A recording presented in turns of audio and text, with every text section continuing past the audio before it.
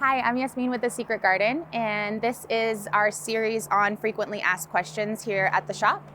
We get a lot of plant questions all the time, so this is our way of kind of letting that information out and answering a lot of questions that you guys have.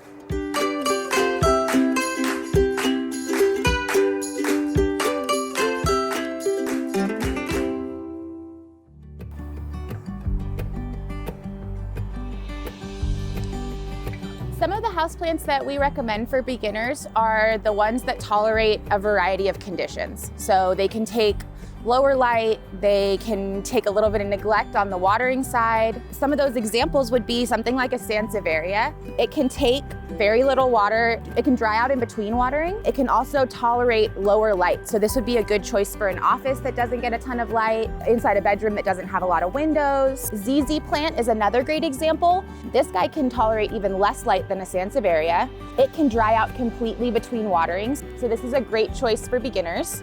Pothos is also a really good beginner houseplant. It needs a little bit more light, medium light, but it can also dry out between waterings, and it gives you a signal when it wants to be watered. The leaves will kind of droop a little bit. They might curl up on the edges, and that'll be an indication that it's time to water.